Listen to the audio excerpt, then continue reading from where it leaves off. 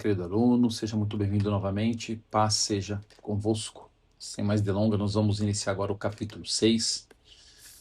Nós vamos ver agora métodos de estudos, bíblico, tá? Nós vamos ver alguns métodos para estudarmos a palavra de Deus. Eu vou aqui para o cantinho da tela e vamos dar início a mais este capítulo. Vamos lá. Por que eu devo utilizar um método de estudo bíblico, né? A necessidade, né? A Bíblia é profunda e diversa.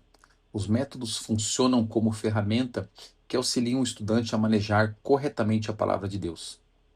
Benefícios: eu organizo, sistematizo o meu estudo, ele vai ter uma maior profundidade interpretativa, o equilíbrio doutrinário e teológico e o crescimento espiritual fundamentado. Então, os métodos de estudo ele vai me ajudar em todos esses sentidos, tá?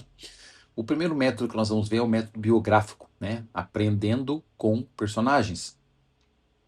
O que é o método biográfico? Né? Estudo da vida, caráter, decisões, relações com Deus de homens e mulheres da Bíblia. Né? Por exemplo, eu posso fazer um método biográfico. Eu vou pegar e vou fazer um estudo sobre a vida do apóstolo Paulo. Eu vou tirar o que de mais importante aconteceu na jornada da vida dele, o caráter dele, as decisões dele, a relação que ele tinha com Deus, né? Os benefícios que isso trouxe para a vida dele. Aí eu vou fazer um método de estudo biográfico sobre a vida do apóstolo Paulo e vou tirar dali de dentro alguns exemplos de fé para mim, ou para passar para um sermão. Objetivos, né? Identificar erros, acertos, compreender princípios espirituais e aplicar lições práticas à vida, né, cotidiana cristã de hoje, minha e para quem eu vou depois ministrar. Aí ele traz um exemplo aqui na Bíblia, Davi, né? As virtudes de Davi: coragem, dependência de Deus, falhas, que ele teve alguns erros graves e as consequências foram drásticas para a vida dele. Restauração, né? Ele se arrependeu, teve um arrependimento sincero e Deus restaurou a casa dele. E os textos que você vai encontrar sobre a biografia de Davi, está lá em 1 Samuel, né? Do capítulo 16, você vai ver em diante, você vai ver também em Salmos, né? 23 e 51, que vai falar sobre essas virtudes, falhas e restaurações que nós colocamos como exemplo. Então esse é o método biográfico, onde você vai escolher um personagem e vai ver onde na palavra de Deus fala desse personagem e vai começar a fazer um estudo, né, para entender qual é o caráter, como ele levava a vida, qual era a relação dele com Deus, né, as coisas que aconteceu de errado com esse personagem, porém o arrependimento dele sincero, que ele se voltou novamente para Deus. Então esse é o método de estudo biográfico que você vai aprender com a vida de um personagem bíblico. O segundo método de estudo é o temático, que é o mais utilizado, creio eu, né? Ele consiste no estudo de um tema específico em toda a Bíblia, reunindo textos relacionados para compreender o ensino bíblico de maneira ampla e de maneira unificada, né? Por exemplo, vai ter um congresso na tua igreja e o tema do congresso é fé, né? O tema vai ser fé. Então você vai fazer um estudo temático em cima do tema fé. Você vai pegar passagens bíblicas que falam sobre fé, por exemplo, ali, Hebreus, Romanos, Tiago, Efésios, e você vai começar a estudar, desenvolver um estudo sobre a fé. Por exemplo, lá em Hebreus 11:1 vai falar a definição da fé, que é a certeza das coisas que se esperam, mas porém no que não se vê, né? Romanos 10:17, a origem da fé. Fé vem pelo ouvir e o ouvir a palavra de Deus. Tiago diz que a evidência, a fé sem obras é morta, né? Em Efésios, Paulo diz que o meio à salvação é recebida mediante a fé, que é um dom de Deus, né? Então, eu peguei alguns versículos isolados da Bíblia que fala sobre fé e agora eu vou fazer um aglomerado disso para me tirar algum, sermão em cima de um tema que eu escolhi, que esse tema é fé. Esse é o estudo, é o método de estudo temático, com tema, né? Morfológico, né? O conceito, né? Organiza o estudo bíblico em assuntos específicos, subdivididos em categorias menores ou tópicos, né?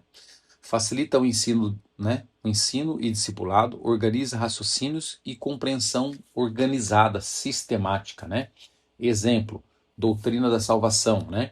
Então, quando eu vou pegar, né, um estudo morfológico através de uma, doutrina ou de um discipulado, alguma coisa assim, então eu vou pegar aqui, ó, salvação, doutrina da salvação. Eu vou pegar aonde na Bíblia vai me trazer a necessidade da pessoa ser salva, a necessidade de um arrependimento para conquistar a salvação, a justificação que vem através por meio de quem? De Cristo. A graça, o que, que seria a graça divina, né? Que é a justificação pelo meio da pessoa de Cristo, fé e novo nascimento e santificação. Então, isso é um estudo morfológico de uma determinada palavra. De qual palavra ou assunto? Determinada palavra, doutrina da salvação. Então eu vou organizar, sistematizar um estudo em cima de um assunto que eu escolhi, que é a doutrina da salvação.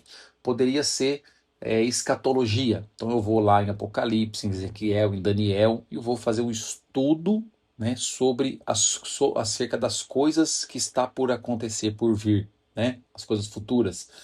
Então eu vou organizar isso, sistematizar isso de uma forma organizada. Isso daí é o estudo, um método morfológico. Sintético é uma visão mais panorâmica, mais aberta, né? Consiste no estudo panorâmico de um livro bíblico inteiro, observando como um todo para compreender o seu tema central. Por exemplo, né, nós estamos trazendo ali a carta aos Filipenses, né? Qual que é o tema central da carta? Alegria em Cristo, né? Qual que é o público, né, que Paulo escreveu ela? Lá para o pessoal que estava reunido lá em Filipe, na igreja dos Filipenses. Autor Paulo escreveu quando estava preso e ele recebe aquela oferta, né? Recebe alguém trouxe aquela oferta e falou o quão contente o povo estava lá em Filipe. E Paulo é uma das cartas alegres de Paulo que ele manda com uma alegria, né, incondicional ali. ênfase da carta: perseverança e maturidade cristã. Então Paulo ele vai desenvolver isso. E como que eu vou saber essas coisas todas? Lendo todo o livro, né? Então eu vou ler o livro inteiro e vou tirar esse conteúdo do livro. Isso é o método sintético, né? E tem um método livro por livro, né? Que é uma análise mais detalhada, né? O que é? Enquanto o método sintético observa o panorama geral do livro, o método livro por livro, ele aprofunda a análise de capítulos, seções, argumentos, né, e doutrinas específicas de um livro. Estudar o contexto histórico-cultural, analisar a estrutura de cada capítulo, identificar temas e palavras-chave recorrentes e desenvolver aplicações práticas contextuais, né? Então, por exemplo, o Evangelho de João, os sinais de Jesus, análise dos milagres, né, como provas divinas, discurso do eu sou, propósito evangelísticos, que está no capítulo no 20, versículo 31, como chave, capítulo chave do livro. Então você vai ler, vai subtrair ali pontos principais dentro de um livro, né, e vai analisar de uma forma mais detalhada, né, ponto por ponto dentro desse livro, né? Então é um estudo mais aprofundado, né? Já não seria tanto para um sermão, mas para um seminário, um estudo bíblico, né? Algo mais aprofundado seria esse método de estudo livro por livro. E um pouco mais detalhado ainda seria um método analítico, né? Ou seja, o microscópio bíblico, aquele que você vai palavrinha por palavrinha, né? Consiste na análise detalhada de uma passagem específica, trabalhando versículo por versículo, palavra por palavra, né? Você vai fazer uma observação mais minuciosa, né? Você vai, quem sabe, utilizar uma Bíblia de Strong. Se você não tem, você pode pegar no Google ali, né? Aonde você vai ver o sentido original de cada palavrinha, né? Por exemplo, quando os pregadores vêm e falam a palavra no original grego, ela significa isso, e aquilo ali vai trazer um outro entendimento, vai elucidar a ministração dele. Então, por que isso? A Bíblia foi escrita no Antigo Testamento em hebraico e aramaico, e o Novo Testamento ela foi escrito em grego. Então, quando eu pego a palavra lá no sentido original, no Strong, o que vai acontecer? Ela vai me dar uma amplitude do resultado da palavra. Ela vai me trazer o que é o sentido real da palavra no seu original. E vai me ajudar a entender o que o autor está querendo passar. Aí tem uns exemplos práticos do Salmo 23, né? O Senhor, né? É uma análise da soberania, né? Do nome da aliança, né? Nada me faltará, confiança plena na suficiência divina. Então ele pegou sentenças, pedaços do versículo e começou a extrair o que aquele pedacinho queria trazer de interpretação. E isso daí ajudou a eu ter um estudo mais aprofundado do Salmo 23, né? É um método analítico. Vamos lá. A harmonia e complementação dos métodos, né? Os métodos de estudo bíblico não competem entre si, eles se completam para oferecer uma compreensão plena das Escrituras. Ou seja, eu não vou ficar, eu vou fazer um temático, biográfico, ou um analítico, ou um sintético, não. Você, quando vai fazer um estudo sintético, às vezes você vai começar a analisar sentenças daquele versículo, automaticamente você já está fazendo um estudo analítico daquele versículo para chegar num estudo sintético, né? Então, às vezes você está fazendo um estudo biográfico da vida de Davi para chegar num tema, né, num estudo temático a respeito de reconciliação, né? Então você vai ver que eles não se competem entre si, sim, eles se completam um com o outro, né? E é muito importante você saber e escolher, né, qual estudo você vai fazer da palavra de Deus. E você sempre faça umas perguntas, né? Você, quando vai preparar um estudo do sermão, é bom você fazer. A apostila traz 7 perguntas, mas 5 são suficientes, né? O que, quem, quando, onde e por quê. E quando você lê um texto, você pergunta para ele o que esse texto diz, quem diz, quando foi, né? Onde foi e por que está dizendo isso. O que, quem, quando, onde e por quê. 5 perguntas que vai te ajudar a extrair, né, um método de estudo mais aprofundado da situação que você está lendo ali, vendo ali. Limites e responsabilidades do uso de métodos, né?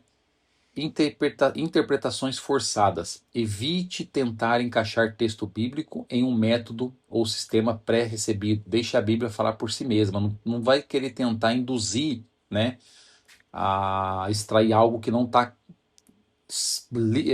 explícito ali para você.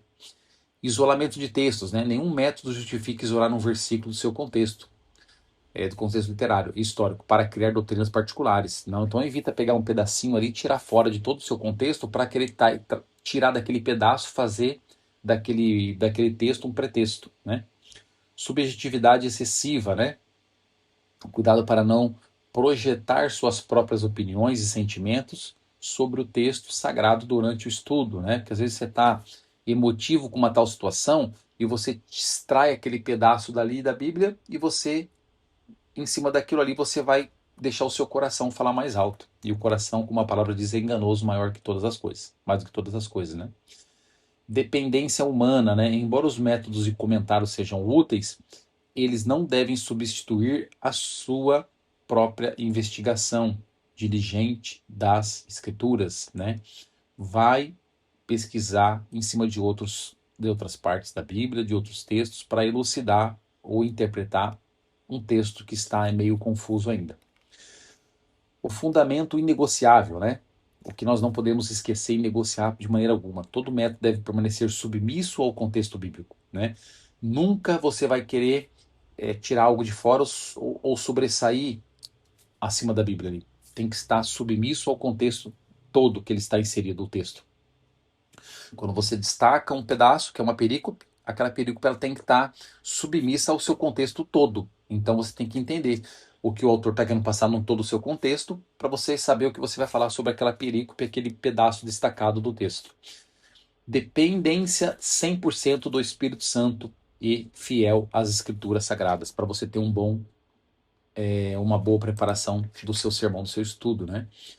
Aplicação prática, o estudo que transforma. O cristão deve desenvolver hábitos organizados de estudo bíblico.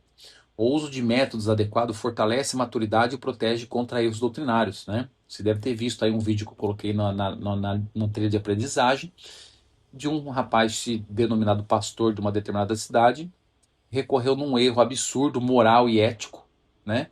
E escorou na Bíblia, né? Uma mal interpretação bíblica fez ele recorrer a um erro absurdo e depois ele foi desmascarado por um jornalista que nem crente é, né? Enfim, uma coisa absurda, né?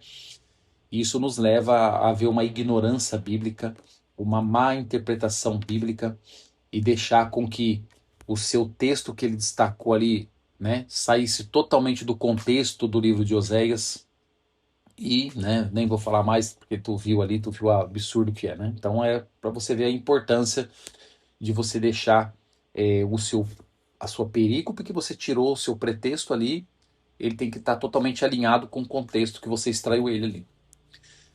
Então a aplicação desse estudo, né, que transforma, né, ela nos traz um crescimento espiritual, ela nos prepara ministerialmente, ela nos faz termos um discipulado eficaz, né, com a palavra nos discipulando, né, eficazmente, e traz uma proteção doutrinária, né?